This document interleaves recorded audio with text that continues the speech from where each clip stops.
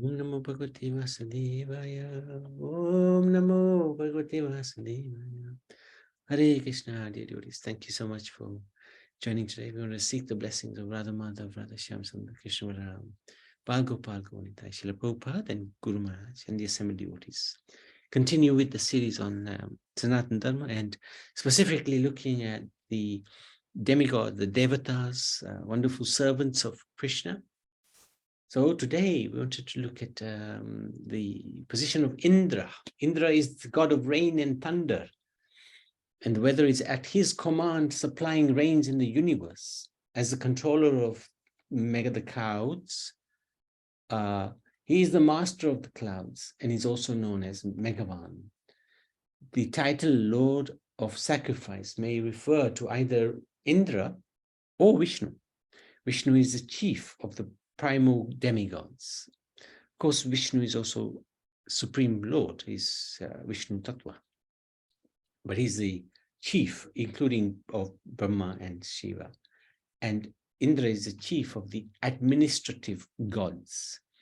So all the other demigods, Indra is the chief because he's also known as King of Heaven. Both Indra and Vishnu are worshipped by yajna performances. While Indra is the chief demigod of the heavenly planets, he is an ordinary living entity in the material world, and he possesses the 4 defects of conditioned soul. But he's no ordinary soul because of his position. He's to be respected. King Indra is described as Bhagavan, which is generally used in reference to the Supreme Personality of Godhead. King Indra is addressed as Bhagavan because he has so much power in his hands. But that power has been given to him by the Supreme Lord. He's not independent of the Supreme. Indra is the deity presiding over the hands. When the 2 hands of universal form of the Lord become manifest, with them came the power of grasping and dropping things. And after that, Lord Indra appeared. Interesting. Indra is known as Vrajadhara, the carrier of the thunderbolt, Vraja, his favorite weapon. King Indra is also known as Satakrutu, which indicates that he has performed 100 horse sacrifices, Ashwamedha Yajna. And usually when somebody performs 100 Ashwamedha Yajnas, then they actually become eligible to become Indra. So sometimes when a great soul is doing such yajnas, Indra becomes a little jealous or envious and tries to stop them from doing that yajna. One who desires powerful sex should worship Indra. Also called Sachipati, the king of heaven is an incarnation of the lusty feature of the Lord. He is also called Sahasraksha. On Manosotara mountain are the abodes of the 4 demigods. East of Sumeru mountain is Devdani, where King Indra lives. South of Sumeru is Samyami, where is the Lord of the superintendent of death, Yamraj. Similarly, west of Sumeru is Nilochani, the abode of Varun, the demigod who controls the water. And north of Sumeru, north of Sumeru is Vibhavari, where the demigod of the moon lives. As a demigod in charge of the eastern side of the universe, so because he's situated on the east of Sumeru mountain, where the heavenly planets or paradise is situated, Indra is known as ruler of Swargalok, king of heaven. The planet in which Indra reigns is called Indralok. Indra's consort is Indrani. Brihaspati is Indra's priest. Indra rides on the king of elephants, Airavat, who is white in color and has 4 tusks. Indra was begot of the sage Kashyap Muni and his wife Aditi. So he's also known as Aditya. Aditi had 12 sons, of whom Indra was the 11th. Indra's wife was named Paulomi Sachidevi. She gave to sons, birth to 3 sons, Jayanta, Rishabha, and Midusha. So this is typical picture, nice painting of Indra and a white elephant.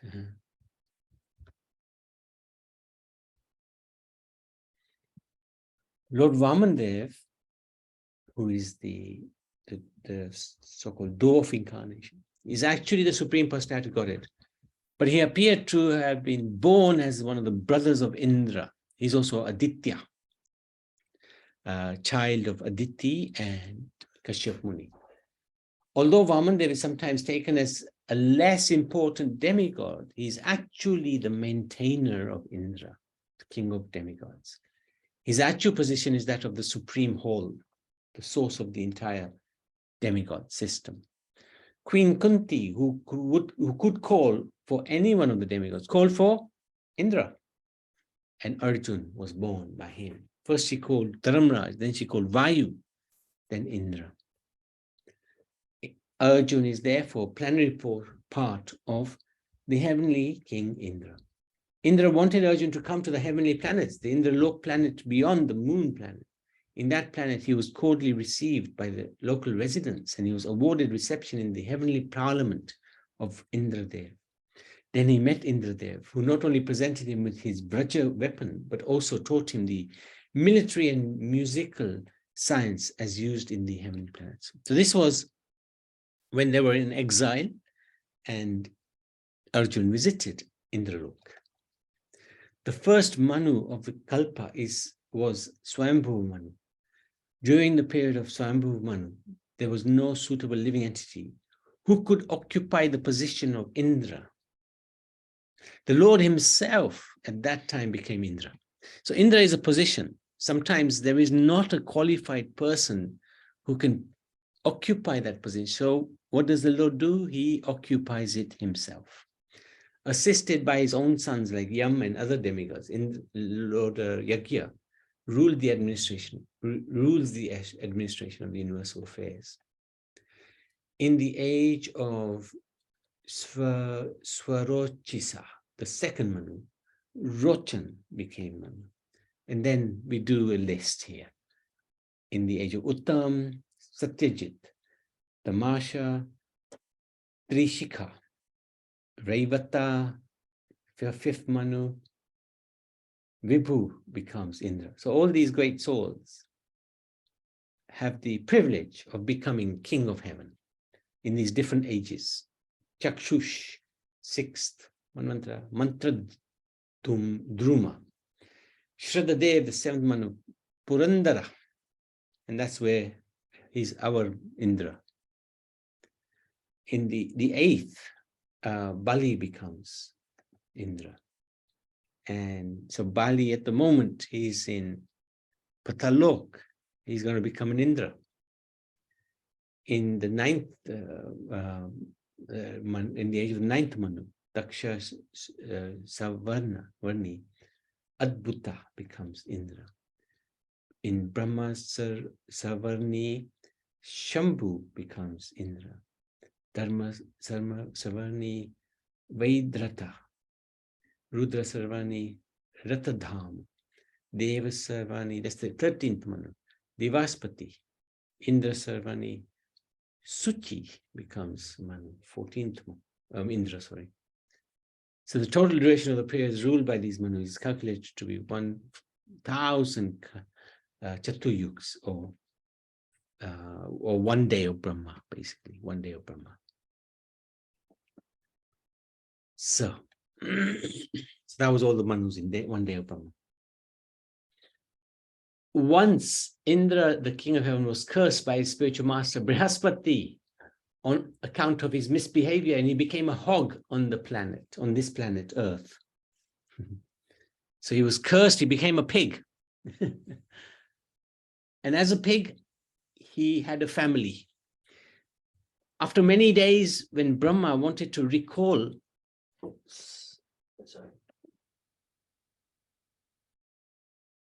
after many days, when Brahma went to recall Indra, you can come back now, your curse is finished.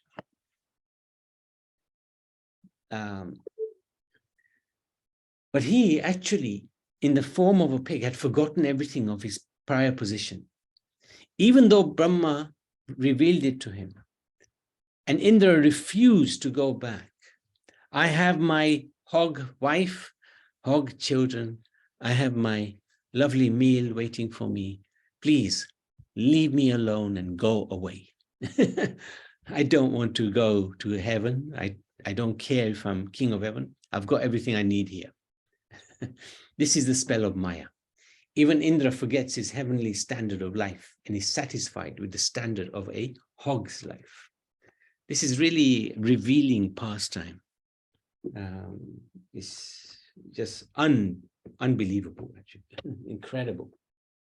King of heaven wants to stay as a pig. Anyway, Arjun once satisfied the fire god by setting fire to the Kandhav forest, and thus the fire god gave him a weapon. Indra was angry when the fire was set in the Kandhav forest, as he had promised to protect Takshak. Takshak is the king of the snakes. Indra had promised to protect him, but Arjun set that forest on fire. So Indra, assisted by all the demigods, began fighting with Arjun. The demigods were defeated by Arjun, and Indra returned to his heavenly kingdom. Arjun also promised all protection to one Mayasura. And the latter presented Krishna and Arjun one valuable conch shell celebrated as Devatas. This conch shell was blown in the Kurukshetra battle. Similarly, he received many other valuable weapons from Indra when he was satisfied to see Arjun's chivalry. When Ravan was engaged in the battle, the trunk of the elephant, which carries the king of heaven, Indra, broke in pieces, having collided with the chest of Ravan, and the scattered broken parts illuminated all directions. Ravan felt proud of his prowess and began to loiter in the midst of fighting soldiers, thinking himself the conqueror of all directions. But his laughter, overtaken by joy, along with his very air of life, suddenly ceased with the tingling sound of the bow of Ramachandra. So Ravan was very powerful, even defeated Indra, but Ramachandra defeated Ravan. The cowherd men of Vrindavan, under the instructions of Krishna, stopped offering sacrifice to Indra, not knowing that, and Indra, he did not know that Krishna in Brajabhumi is the Supreme Lord. He was angry at the inhabitants of Brajabhumi and tried to avenge the offense. He felt offended. So he threatened them with so much rain. So much rain was thrown at Vrindavan, at Govardhan. And Lord Krishna lifted Govardhan with one hand for 7 days, 7 nights. His left hand, little finger, to show Indra that I am the Supreme Lord and you have just tried to kill my relatives. He was not very pleased. King Indra of the heavenly planets is in charge of distributing water all over the earth and other planetary systems. It is indicated that Prithu Maharaj would arrange for the distribution of rainfall personally if Indra failed to discharge his duty properly. Sometimes Indra becomes angry at the inhabitants of earth if they had not offered sacrifice to appease him. This is Indra, charge of rain. This is Krishna lifting Govardhan. Wonderful pastime. And then Indra came begging for forgiveness. But Krishna said, well, you tried to kill my relatives. My own, you tried to kill my own. Why should I forgive you? But then Indra was very clever. He brought Surabhi, Gomata, and Gomata begged on behalf of Indra. And Krishna never says no to Gomata. So he forgave him. King Prithu, however, being an incarnation, going back to King Prithu, who could distribute rain if he wanted to, because he's incarnation of Krishna, he did not depend on the mercy of the heavenly king. It is foretold herein that if there would be a scarcity of rain, King Prithu would manage to counteract the deficiency by virtue of his godly powers. Such powers were also exhibited by Krishna when he was present in Vrindavan. So this is the pastime we just talked about. Krishna is also known as Govardhan-dhari.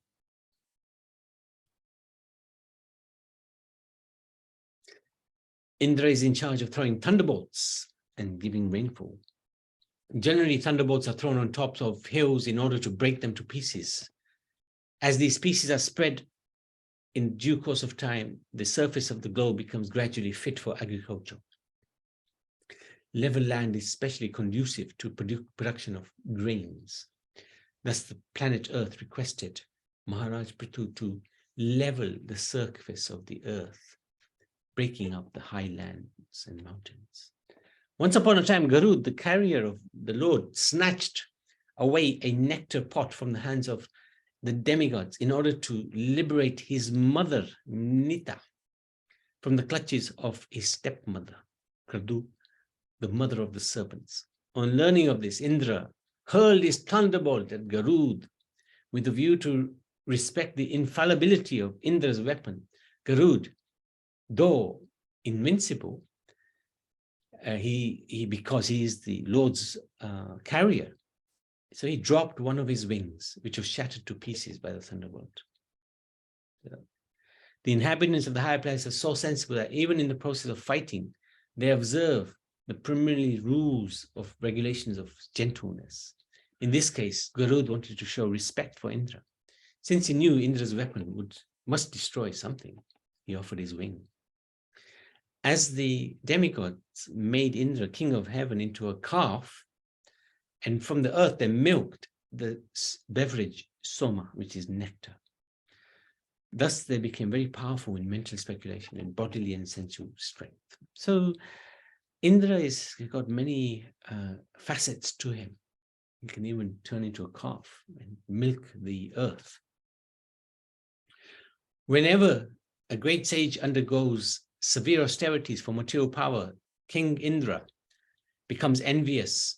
All the demigods have responsible positions for the management of universal affairs and are very highly qualified with pious activities. Although they are ordinary living entities, they are able to attain responsible positions like Brahma, Indra, Chandra, Varun.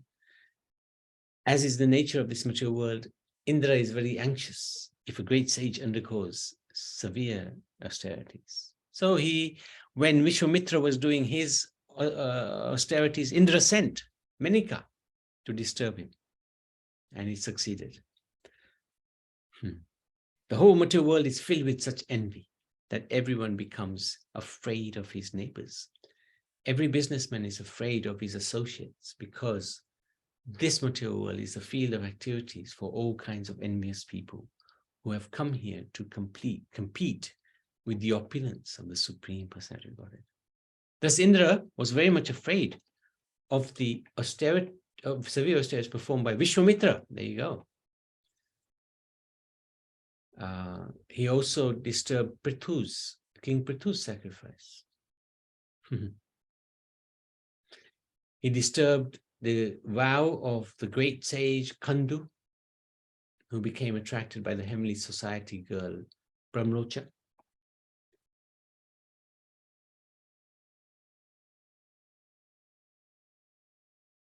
And then there's the pastime of Bali. Bali was so powerful, he fought with Indra and took possession of the three worlds. He defeated Indra. Indra was certainly advanced in knowledge, but instead of asking Vamandev for engagement in his service, he used the Lord to beg for material possessions.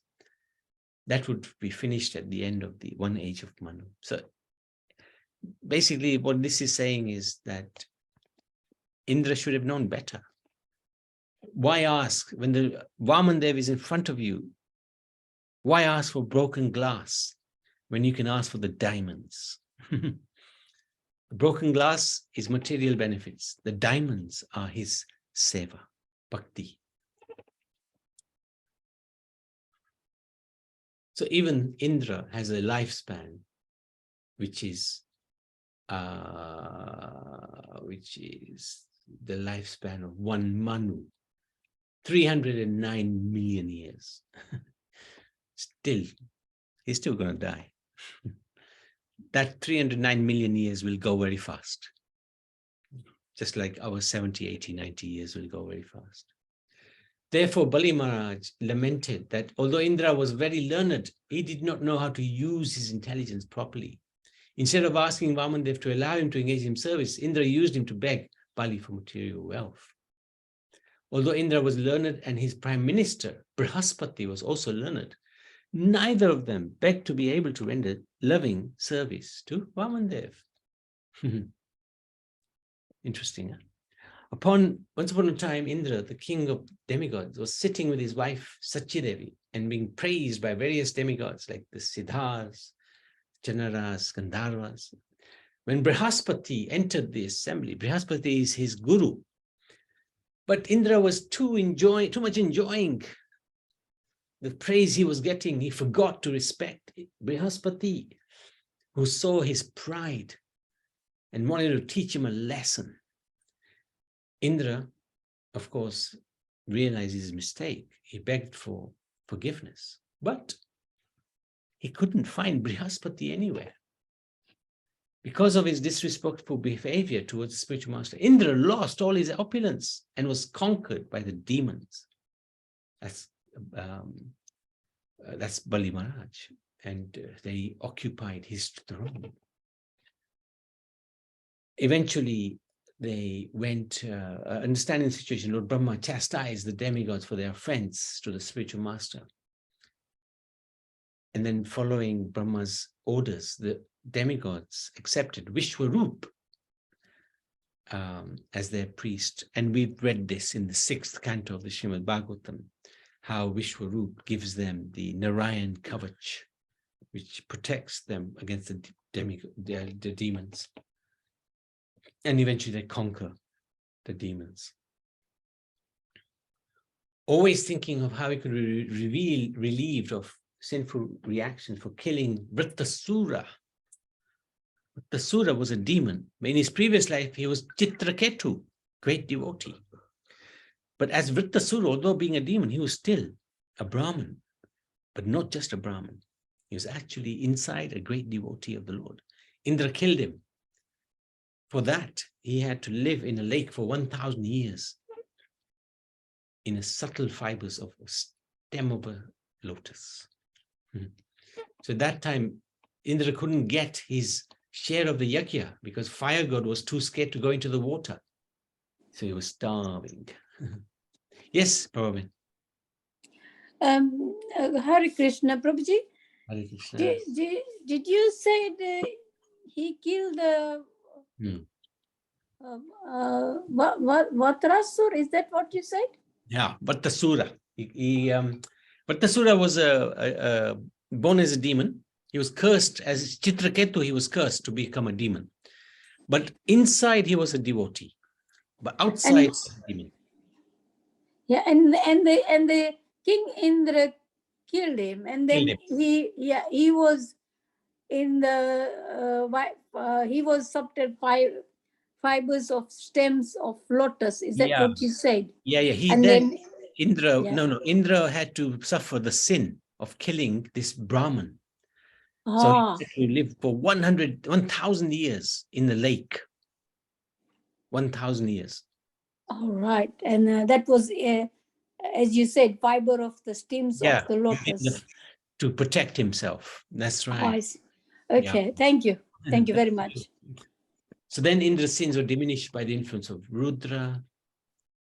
He was also protected by goddess of fortune, Lakshmi Devi, who resided in the lotus clusters of Manasa Sarovar Lake. Ultimately, he was relieved of all the reaction of the sinful deed by worshipping Vishnu. And then he was brought back to heaven. Puranjaya agreed to kill all the demons on the condition that Indra would be his carrier. Because of pride, Indra could not accept this proposal. But later, by the order of the Supreme Lord, Indra did accept it and became a great bull carrier for Puranjaya. Again, this is in the Bhagavad Purana. It is said that Indra, the king of heaven, is very lusty. So once he had sex with his wife of a great sage, and the great sage cursed him in a terrible way. A terrible way. Those who study the Vedas, seeking the planetary, heavenly planets, worship Krishna indirectly. Purified of sinful reaction, they take birth on Indralok, where they enjoy heavenly delights. But when that good karma is finished, they return back to earth as human beings. Indra and the other demigods who rule over mortal beings are themselves servants of the Supreme Personality Godhead. All of these great gods and sages worship the Supreme Lord by performing their respective services of managing the universe and providing religious guidance for mankind. So that's the position with Indra. Interesting Devata, King of Heaven. Any questions, any comments? Hare Krishna, Prabhuji. Hare Krishna. You know, in the starting, you said if people did 100 Ashwamedha Yagna, Indra would stop them. Yeah, he would become a little Because- jealous, envious. He would lose his position. That's what he thinks. But he won't let, are you saying he Yeah, won't let do the yagna? Yeah, he wouldn't let them finish. And how will he stop that? How would he stop them? He would send them some temptations, or he would try to stop Steal them the physically, horse. steal the horse. Yeah, yeah. He did steal the horse of King Ram. Sagar, wasn't it? The sons. And, yeah. and Ram. And all right. So this is the reason that he wouldn't like to do people doing yagnas. yes, especially this Ashwamedha. It's a very difficult yagya to do. You release a horse who goes around the earth, and if he's unchallenged, you are successful in doing your yagya. Or if he's challenged, you have to defeat whoever's challenged, taken the horse. Very tough. But it's not done now, is it? No. Now nobody is qualified to do that. Not recommended to do that. Yeah. Only small yagna like Havan is okay, but not the big one. Yeah. Yeah, we are doing a small yagya this Saturday. Very small yagya. Okay. Thank you. Thank you so much. Yeah, very interesting today. Very nice. Thank you. Thank you so much. So let's stop 1 second. Indra Dev ki jai, Shri Krishna Chandra Bhagwan ki jai.